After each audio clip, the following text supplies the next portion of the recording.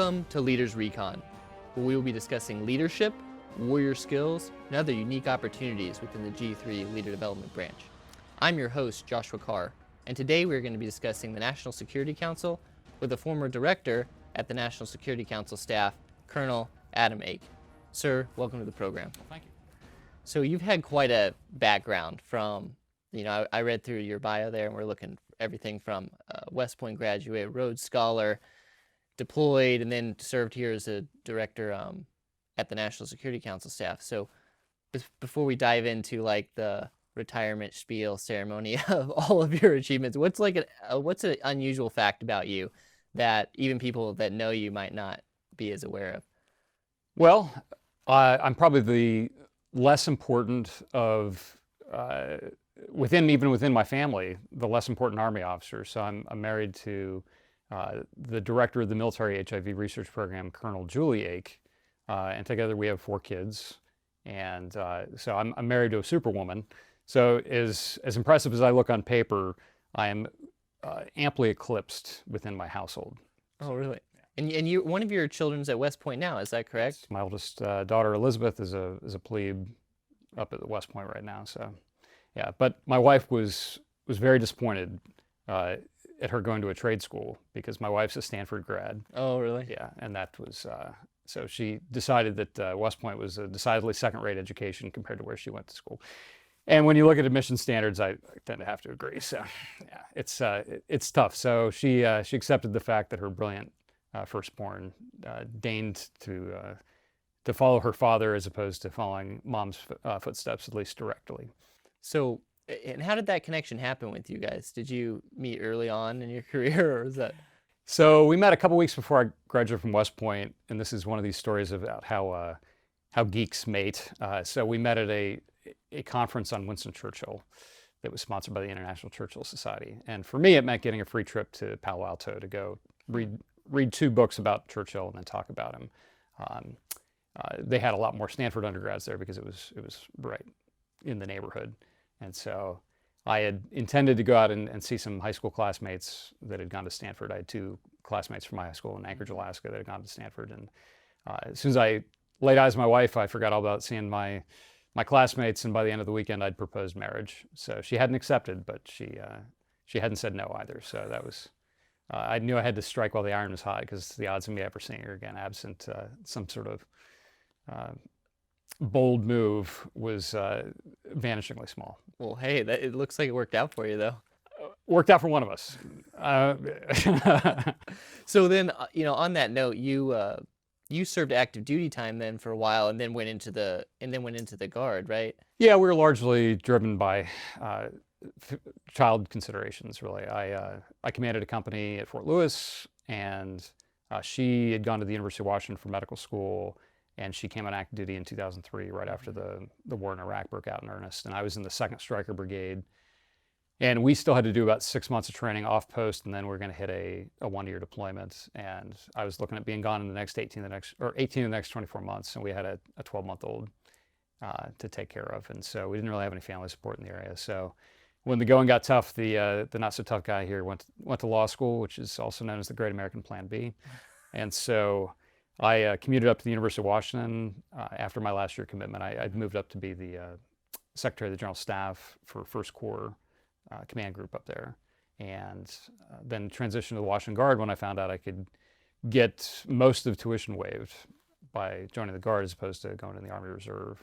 And so that was a decisive factor for me of going in the Guard. And then after I joined the Guard, then I learned, oh yeah, well that's where all the ground combat arms are and the reserve component. So I just kind of lucked into the right component for being able to stay in the MTO combat arms world, at least in the part-time side.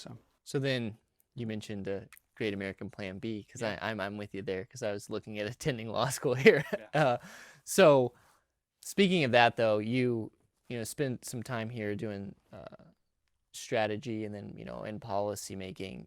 Can you give us an overview as we dive into the National Security Council and for those who are unfamiliar, like what is the National Security Council in a nutshell, and how does it operate? Yeah, so everybody's heard of the National Security Council, but very few people kind of understand what it is actually in law versus what people are really thinking of is usually the National Security Council staff. So the National Security Council was created as part of a large reorganization of the U.S. military and the foreign policy enterprise. The 1947 National Security Act not only created the Secretary of the Defense, as well as the Office of Secretary of Defense, created the Central Intelligence Agency, created the Department of the Air Force, and then, oh, by the way, it also created this thing called the National Security Council. So in statute, the National Security Council is the person of the President, the Vice President, the Secretary of State, the then Secretary of Defense, and originally it had the service secretaries too, the Navy Secretary and the Secretary of the Army. Over time, the service secretaries got stripped out. Actually, the Secretary of the Air Force was in there too, because that was a brand new position. Over time, the service secretaries have gone away as the Office of the Secretary of Defense and DoD has strengthened vis-a-vis the military departments, and the military departments focus just more on man training and equipping versus operations, right? Roger. So they lost their foreign policy role as the Secretary of Defense accreted those powers or those planning responsibilities for operational application of forces. And over time, they've added the Secretary of Energy because of the nuclear weapons aspect of energy. Secretary of Treasury actually got added to. And so those are the statutory members. And then after 9/11, under the Bush administration, Congress stood up a parallel Homeland Security Council. And that was same cast of characters in terms of the president, the vice president, but you had the Secretary of Homeland Security, and then a number of other departments which would have been relevant to Homeland Security. Under the Obama administration, those two councils merged. And so the National Security Council now usually has the Secretary of Homeland Security in there as well.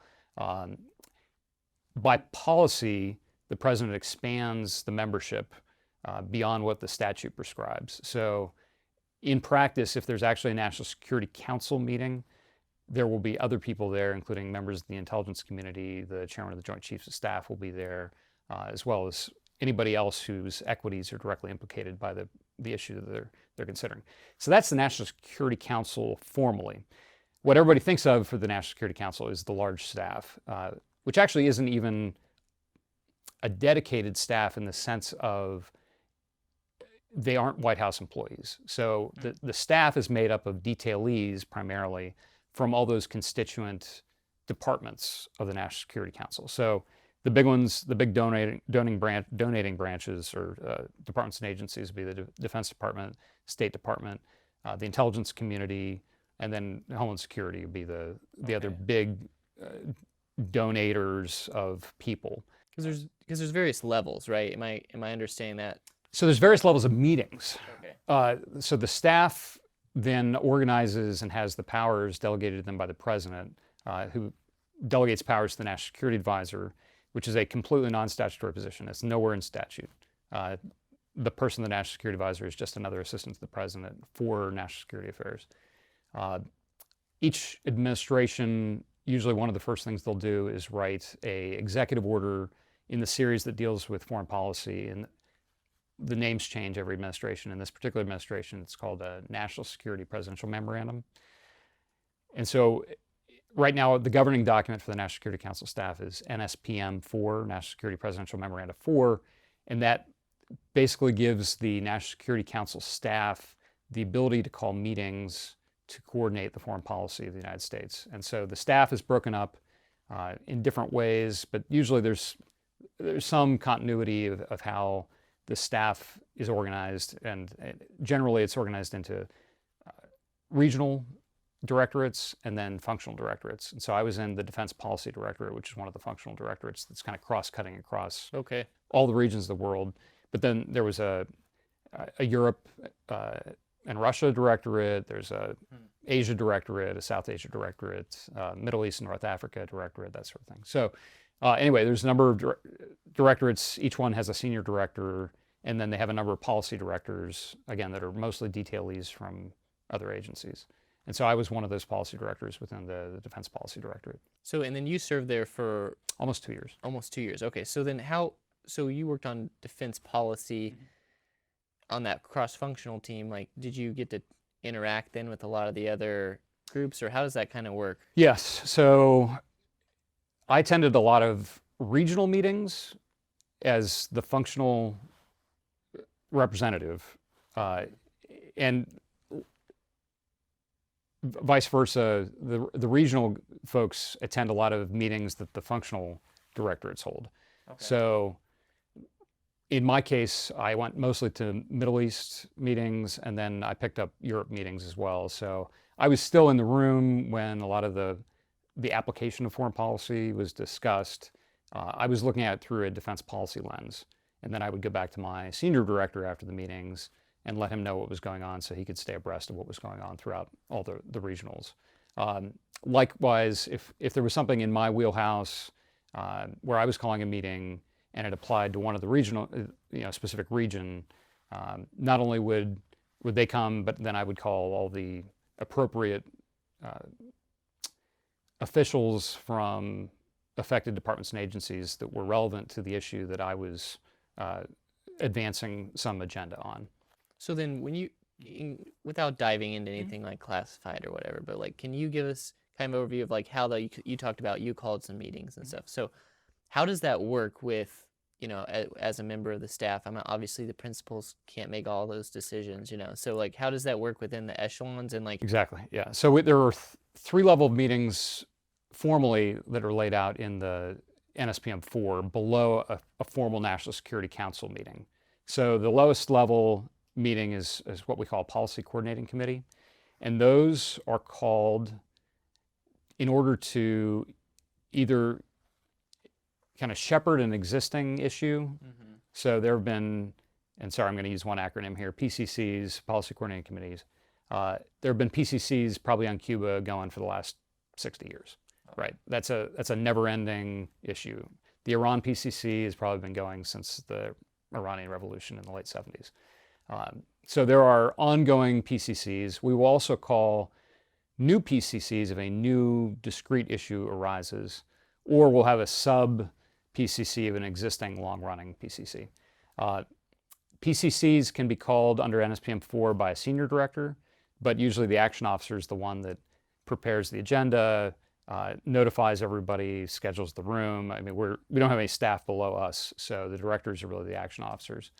And then what NSPM 4 gives the National Security Council staff power to do is bring tertiary level officials in for those PCCs. So when I say tertiary level, I mean number 3 in the affected department agency. DoD underguns a bit. They don't send assistant secretaries. Usually we'll get deputy assistant secretaries, so 4 levels down. But in other agencies where they don't have quite the multiple echeloning like DoD headquarters, they'll have a number 3 level official at like the assistant secretary level. Now, policy coordinating committees are not meant to create a recommendation for the president. They're meant to develop options. They're meant to ensure that issues are raised and that everybody kind of has their ability to bring up things that other departments and agencies may just not be aware of. Certain equities, viewpoints, that sort of thing. So if there is something that needs to be recommended to the president for action, at a minimum, things will get elevated to what's called a deputies committee meeting. And deputies committee meetings are called by the Deputy National Security Advisor and chaired by the Deputy National Security Advisor. And they consist of the number 2 level officials from all those relevant departments and agencies. So you'll have, from the military, it'll be the Deputy Secretary of Defense, or more frequently, they'll send the Undersecretary of Defense for policy. And then from the Joint Staff, it'll be the Vice Chairman of the Joint Chief will attend from DoD. Deputies are expected to be able to commit their agencies or their departments to action, whereas the Policy Coordinating Committee meeting, it's really just airing potential options. At the Deputies Committee level, they can talk about, hey, what are we going to do for this? And if DoD says we'll pony this up, and their representative says we'll pony up this resource to address this issue, and everybody's in agreement, then they will dispense with any other meetings. Most likely, the Deputy National Security Advisor will make sure that the minutes get sent out. So an action officer like me will take down all the notes. We'll circulate a summary of conclusions about what was decided. If there's no exceptions taken to that, that becomes the formal document of the interagency decision-making process or recommendation process. And the Deputy National Security Advisor will go to the National Security Advisor and say, hey, look, if we do need a presidential decision on this, I recommend we just go forward because we got consensus at the deputies level. If that doesn't happen, then they'll elevate it one more level. It'll be a principals committee meeting that'll be chaired by the National Security Advisor. They'll have all the secretaries or administrators of the various agencies will attend in person. They'll see if they can achieve consensus. If not, then the options are either call a full National Security Council meeting chaired by the President and attended by the Vice President as well, or in many cases, if the President is willing to take a report of the majority opinion and the minority opinion, which is probably more frequent than actually having National Security Council meetings in this administration, then the National Security Advisor will prepare the summary conclusions and say, well, this was where these departments lined up versus where the opposing view lined up. And then, at least with the current National Security Advisor, his position is I'm not going to give my recommendation to the President unless he asks me specifically. Other National Security Advisors have been more proactive in submitting their own recommendations in those cases. But again, with all this, this is just a decision-making tool for the President. So the National Security Council, unless you actually have a National Security Council meeting where the President is there, it is not a decision-making body. It is a way to generate options. It's a way to make sure that all the relevant information is shared across the departments and agencies, and we tease out any areas where the President needs to make a decision. And then, if necessary, the National Security Advisor will go to the President with the outcome of that process. The President can short-circuit that process, and we are really just his staff on foreign policy. So if the President comes in with a directed course of action, then you can flip the whole process, and the National Security Council staff can be an implementing staff. So we can be basically writing a strategy and telling the departments and agencies, hey, this is what the President wants to do, this is the end state, and these are your resources kind of writ large. This is maybe where it prioritizes versus other national interests. And then we can direct all the relevant departments and agencies to come up with implementation plans and resourcing requests. So part of their plan of implementing, say, the national security strategy is, well, if you want us to do this, this, and this in this order, this is the resources we're going to need, and come back as an iterative process. But so you mentioned the national security strategy there, sir. Did the National Security Council develop the national security strategy? Yes. And then, on that note, like, how does that? You mentioned it's a body meant for developing options and providing information across functional organizations and whatnot. How does that work on the way down? Does the staff get utilized as information is being passed on the way down? If the President makes a decision about X, Y, Z, or what does NSC play in that role? So this is a tension that it's possible, and prior administrations have used the National Security Council staff to get into a little bit more of the minutia and the operational details of implementing presidential decisions. The philosophy of the current administration is we don't want to do that. We want to stay at the policy, national end state articulation, and kind of resource prioritization level. We don't want to get involved as a staff in what each of the organizations is doing on the ground as much as possible. Now, there are certain instances where a very discrete action on the ground just carries such significant strategic consequences that we can't avoid it. And some things just require action at the highest level because of the way the laws are written, or just because of the sensitivity of a particular action. So certain things like arms sales, which made all the news. Well, right. So you got some things that you can't quite stay out of the weeds with, and the National Security Council staff still gets involved at sort of the the each level. So how does that work then? You mentioned foreign policy several times here on, throughout it. So how does the, I guess, National Security Council differ from, solely what the State Department is doing as far as like providing options and solutions and stuff like that to issues? I mean, is it specifically focused on, security related interests, or how does that dynamic work? So the National Security Council was created to provide a sub-cabinet body to deliberate and coordinate on foreign policy. So this was a bit of a response to World War II, where you did not, going into the war, did not have a body like that. And so there was an ad hoc chief of staff to the president. They had Fleet Admiral Leahy, who was a retired chief of naval operations, that came in, and he acted as more or less the first national security advisor under President Roosevelt. You had even the body of the Joint Chiefs of Staff was an ad hoc, non-statutory creation just for the war. And what really the National Security Council and the National Security Act was meant to do was try to prevent another instance where we'd fight a war where the Navy Department was fighting one war in parallel with the War Department, like in the Pacific, where you had the War Department's war under MacArthur, and the Navy Department was fighting a war under Nimitz. And they were pursuing two different campaigns and competing for resources and sharing resources, but there was no referee below the presidential level, because you had these service secretaries that had operational responsibilities.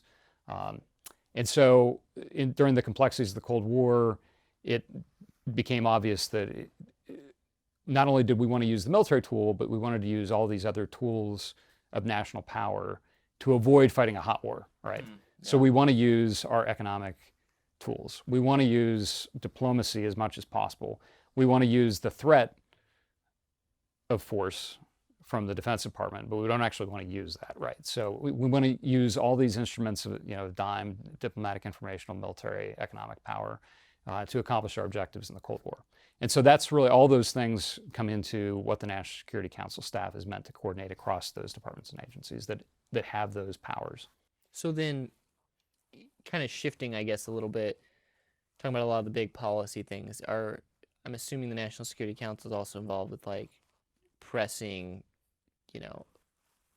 time-sensitive national security issues, or crises you might call. Absolutely. What's can you explain like how that works in that fast-paced environment, sure. And or tying that in with like what we experience right now, even with like COVID-19, did that get brought into like the National Security Council as a threat, and like how does that look from your perspective?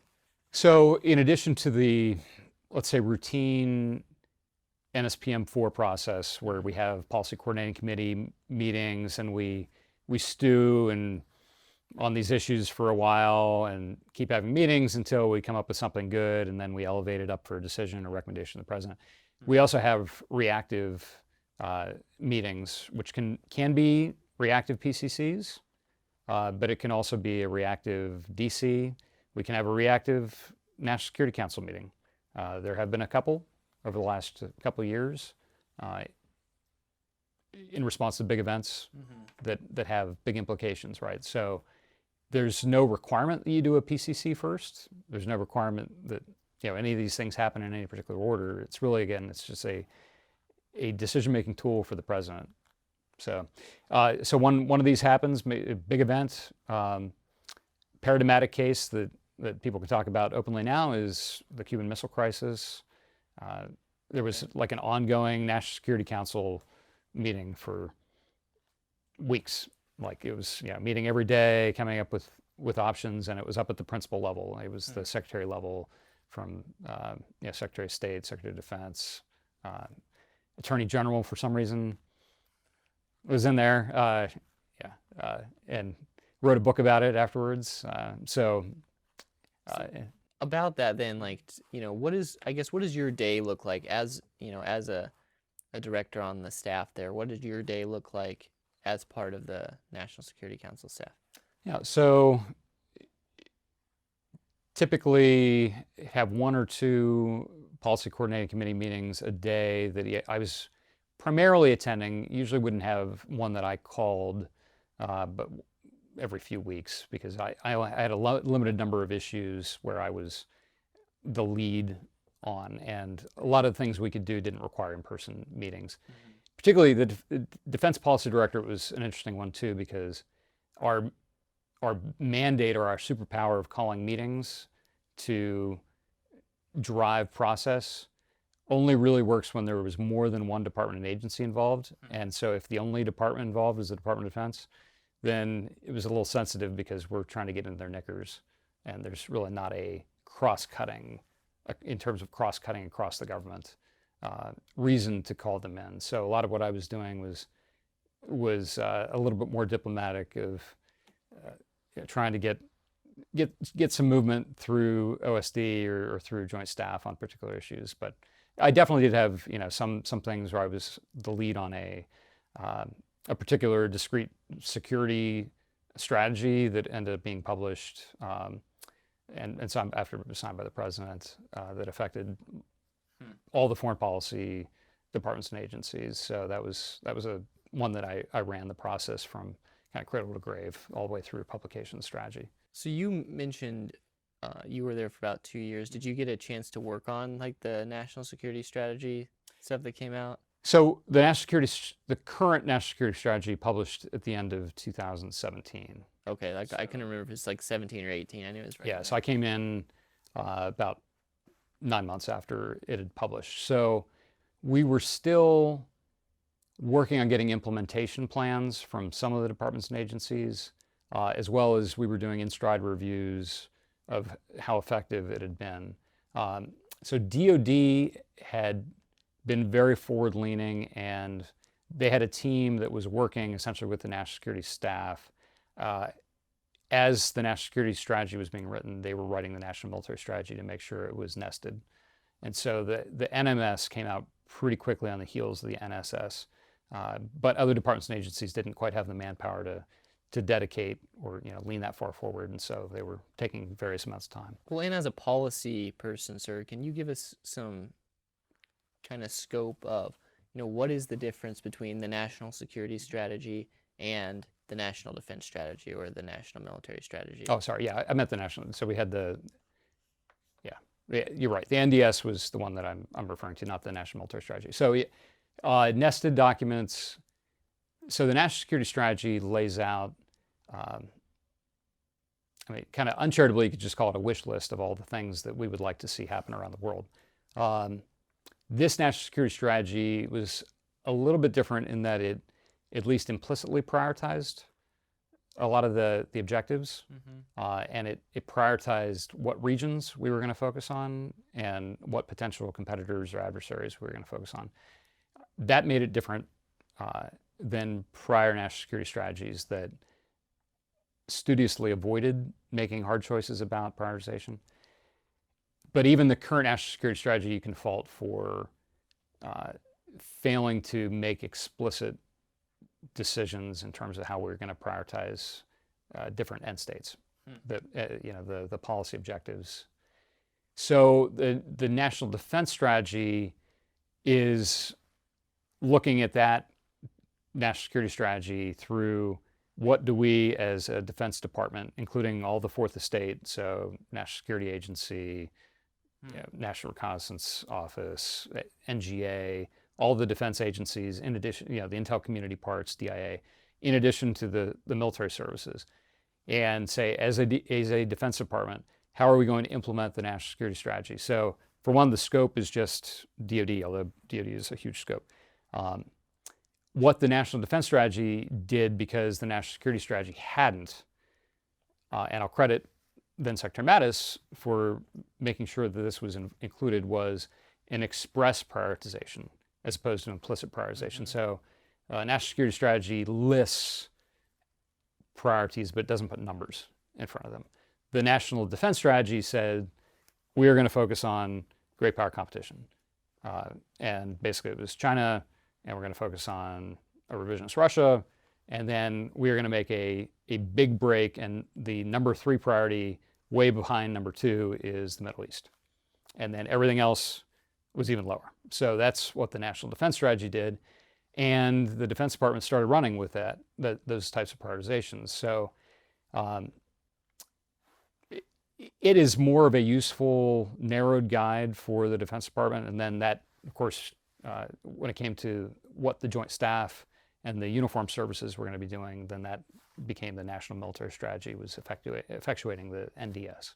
So then, sir, kind of tying that back into some of your experiences there, I mean, essentially, a lot of the work that you guys are doing is setting huge sweeping policy that impacts, the entirety of the National Guard too specifically. But tying that in for guardsmen to understand, like, how does the policy work that is happening, that feeds the national security strategy that you guys are doing on the National Security Council staff impact, guardsmen down in some of the changes they're seeing with the shift to great power competition?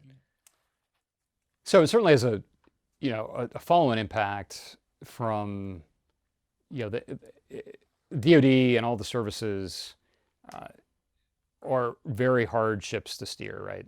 They're almost like, it's like steering a train. Maybe a little easier than that, but nothing's turning on a dime in the Defense Department. And part of that is just the budgeting process and programs. Some of it's the inflexibility in funding from Congress, because it's either earmarked or it's just committed in some sort of program of record that you can't just take a bunch of money and reprogram without going back to Congress over and over and over again.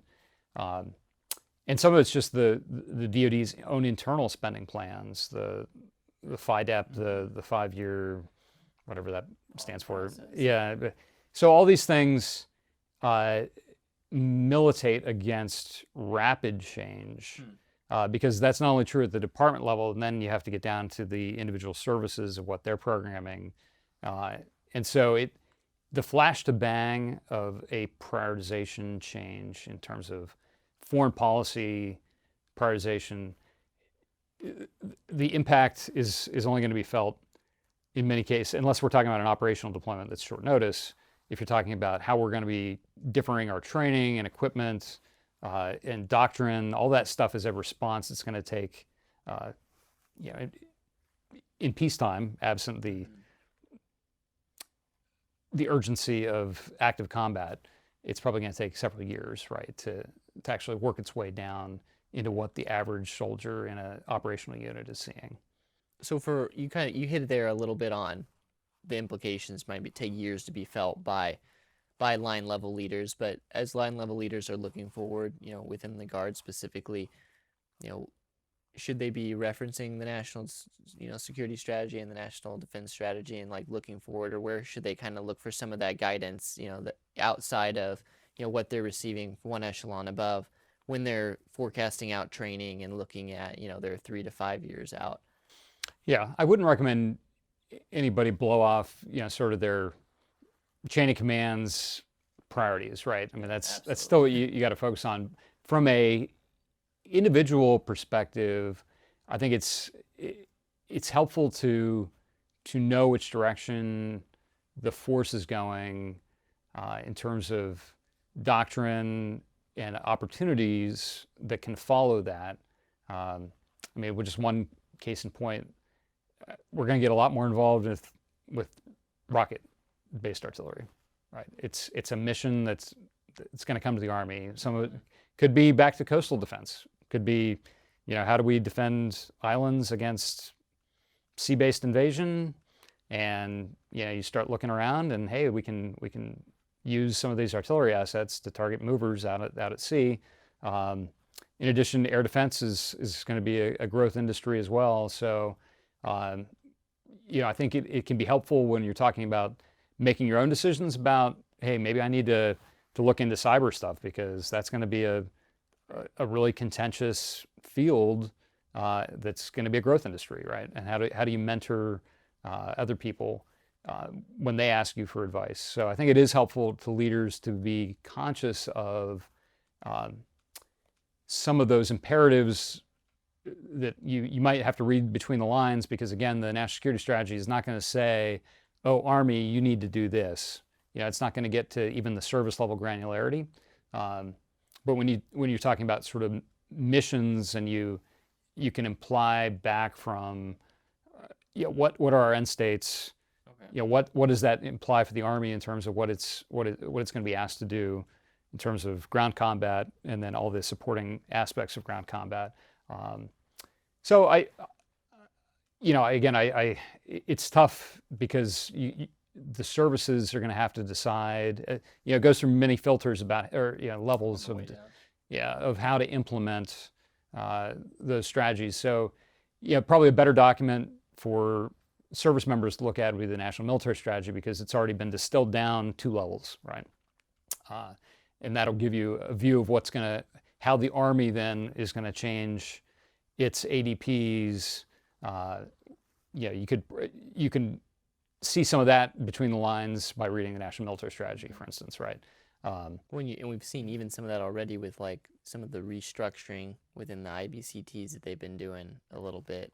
For instance, with the shift to the large-scale ground combat and retooling. We're heavying up several brigade combat teams to armor brigade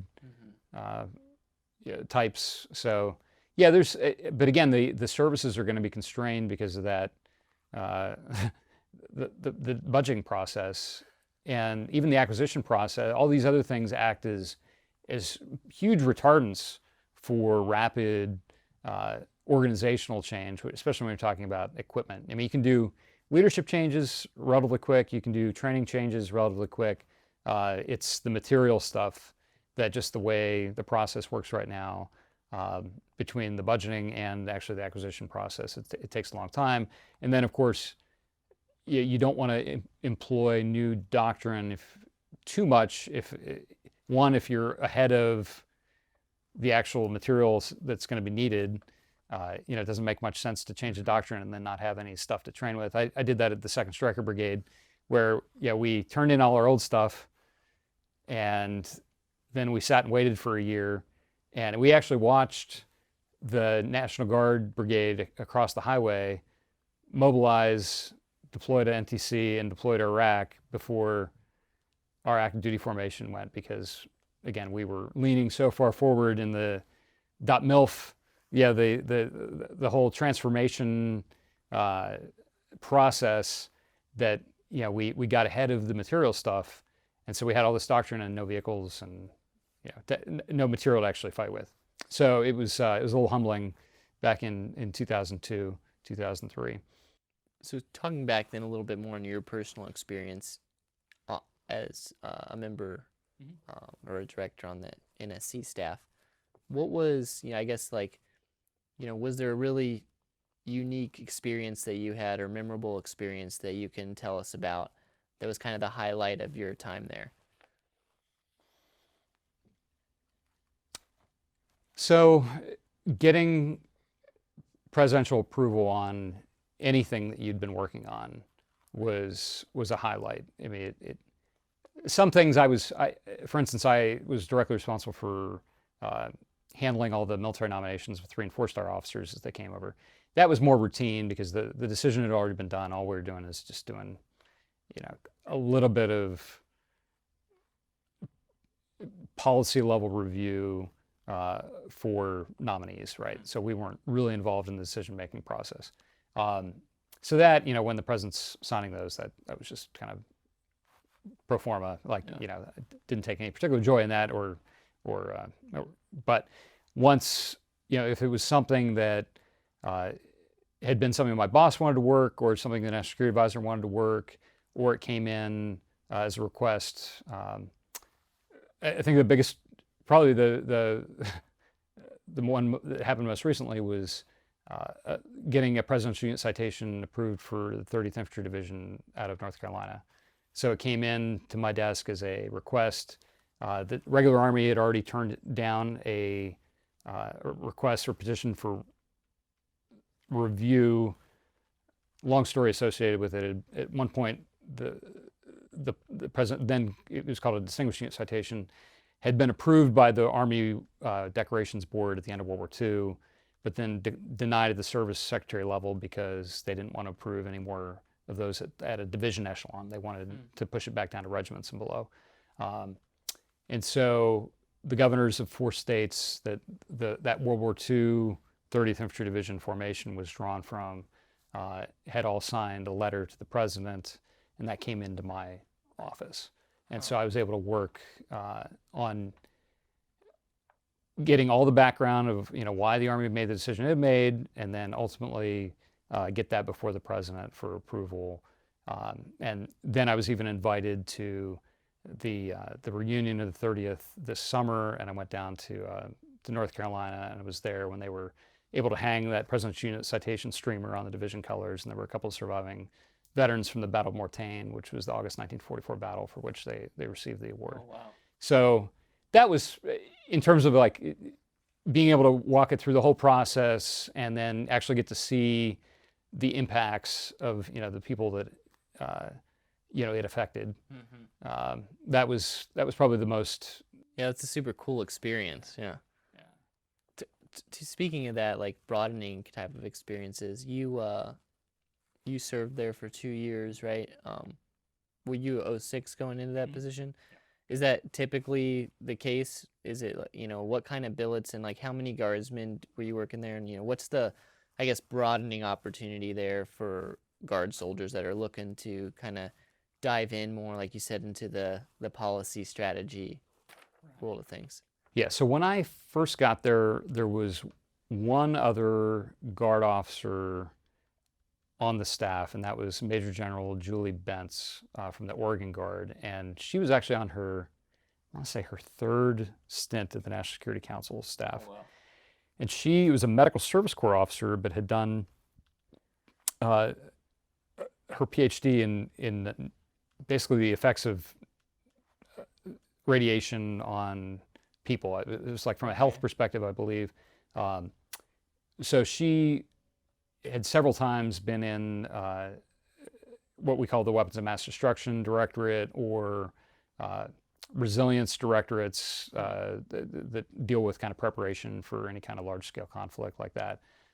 And most recently, she had been at Defense Threat Reduction Agency and was detailed back over, and she was the deputy director for the Weapons of Mass Destruction Directorate when I first got there. Oh, wow. So she retired out of that job, and I was the only other guard soldier. The other, then later we got 2 more guard members that came in. One had been an aide to the FEMA director. It was a guard-funded position. He was detailed over to the FEMA director, and then he came over to our resilience directorate to run what did he do? So he was doing exercises, national level preparedness exercises, as well as, the resilience director has a pretty heavy FEMA load over there. But so he was able to speak to what the military capacities were because he had been kind of over at FEMA for that role anyway. So he was a Florida Title 32 AGR. Unlike Julie Bentz and I were both MDay, so but she had done a lot of ADOS tours using her acquired skills. The other guard member that came over had just finished up National War College, Lieutenant Colonel Jay Rose, who had been a prior congressional fellow, and so he'd done a lot of work in legislative affairs, and he came over to work in the legislative office. So again, using a skill that was directly applicable. So he had acquired it on a Title X program, and he was another AGR officer. So I think right now he's a Title X, but had been Title 32 in Massachusetts was his home state. So if there's guardsmen then they're, earlier on in their careers, they're looking for like, I'd like to have opportunity to contribute in this fashion, like what you did. I guess what's some of your piece of advice to them earlier on? Like when should they look to kind of specialize and get some of those skill sets? And so I think the big takeaway is you're not going to be hired for your martial prowess, right? So nobody is hiring you because you're the best trigger puller or the best shooter or the best artilleryman. That's really not a skill that anybody's looking for at that level. So what you can bring, if you're very, very steeped in domestic support operations, then maybe the Resilience Directorate is a place where you could land. Again, if you've got legislative background, maybe that's a place for you to land. I was just fortunate that I not only am I a lawyer, but I've worked in a number of, I'm a federal prosecutor, so had prior experience working on a task force right after President Obama came into office. I was detailed over from DoD General Counsel's office, where I was there as a civilian, to work on the detention policy task force, which was how we were going to deal with terrorists that we ran into outside of Iraq and Afghanistan. So it's basically like, are we going to keep Guantanamo going? Are we going to switch to federal Article 3 trials, basically trials only in federal court to go after terrorists? Do we want to keep commissions viable as a trial alternative? Do we want to use law of war detention, like what we're doing at Guantanamo, where we basically say until the end of hostilities with these named groups, Al-Qaeda and its successor organizations, that anybody that we run across, we're just going to hold under the law of armed conflict, either until the war ends or they die. So those were the policy issues we were wrestling with, and that was almost like what the National Security Council policy coordinating committees do, so that we had a detailed staff. We were housed over at the Justice Department. We had detailees from a number of places. I was there as a DoD civilian at the time. So that was a good prep for what the process that I came into at the National Security Council. It was a different set of issues, but at least the process was the same. Because we were elevating things and they were going basically directly to deputies committee meetings out of that detention policy task force. So it was, I just had, kind of a interesting confluence of educational background, that made me appealing to somebody that knew who I was and got into a position where he could hire. And then he approached the Guard, and actually he asked the Deputy Director of the Army Guard, even before they approached me, to see whether the Army would be willing to, the Army Guard would be willing to put me on orders for a couple of years so I could go do that. So completely non-standard assignment process, right? I mean, this is, it's very idiosyncratic how anybody gets detailed over to the National Security Council staff. There are some positions where one agency or department always provides the replacement. So for instance, there's a director for strategic capabilities in the Defense Policy Directorate. It's always some nuclear officer, either from the Air Force or the Navy. And DoD knows it has to fill that because it's one of the missions, kind of the no-fail missions. The National Security Council staff has to have people that talk strategic capabilities. Another one was space, and it was always an Air Force officer. I think going forward, it's always going to be a Space Force officer now. And those are always, they always send up 1 stars. So there's always a backfill. But most of the positions are much more nebulous in terms of what the exact portfolio is, because the portfolios just change by administration in terms of what their priorities are, what they want us to work. And so it's very subjective, depending on whatever the priorities of the president are, the national security advisor are, how big they want to make the staff. Again, we talked about, do we want it to be more operational? Do we want it to just be policy?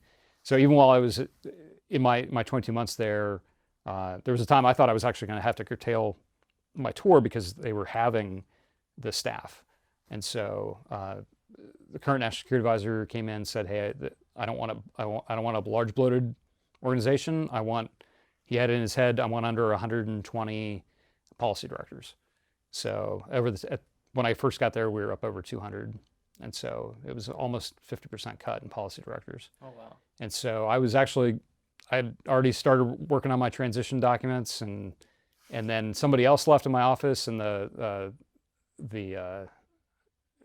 actually the director left, and the new director that came in just said, "No, I'd like you to stay because you've got background that, that I think I want to do more in your portfolio cachement with your set of skills, and maybe not so much in some of these other areas that we're accepting more risk on. So yeah, it's not as structured of an organization as just with the administration changes and whatnot. That's what I'm gathering. It is. It's and like, I guess from what I'm understanding from your takeaway there is, if you're wanting to pursue something like this, then you need to specialize in some unique field or capability. I think that's outside of your. I think that's right, and I would recommend, especially part-time officers might have an advantage because you can bring in multiple skills that are potentially relevant, and but going out and getting a PhD in something big plus, having a lot of professional expertise and experience in something besides just operational units is going to be good. If what you've been doing is standard Army stuff, particularly on the full-time side, I think it's hard to break out of, hey, I got to go be an administrative officer for this type of unit, and this is my career field, and particularly staying within states, I think that's going to be really limiting for people that haven't been able to acquire a bunch of extra skills that kind of makes them a unique player. Just to stand out in the field, essentially. Yeah, I think that's going to be so. So we always ask people that are coming on the program, like, what's their, two questions. One, what advice do they have for young, upcoming leaders in the National Guard, just from your experience from a leader development perspective? And two, are there any resources that you've used or would recommend to, leaders in the Guard, whether that's, books or, courses to study or whatever, as far for development purposes? Yeah. Well, I'd say, leverage all the educational opportunities and don't sell yourself short. Try to avoid online type courses if you can help it, and go to the most rigorous institutions you can. Study hard sciences or something that's going to make you stand out. Because not just for getting a job like what I had, a lot of it is just, hey, look, these hard skills, be it cyber, be it, math, science, engineering, medicine, these are the things that are more lucrative too, right? So they're more lucrative because they're in higher demand. So do the things that are hard, as hard as possible, with an eye towards, applicability to your civilian career. I would say for the Guard, don't forget that, sometimes it's tempting. Hey, I want to chase, multiple ADOS jobs. I feel like some people, even I've been tempted to do it because I feel like, oh, well, it's fun. It's a break from my civilian job. It's comfortable. I just know, I've got status as an officer. I don't have to prove myself in ways that I'm not comfortable doing or in a new field. So I tend, if it's great if you're an AGR, great, stick with that path.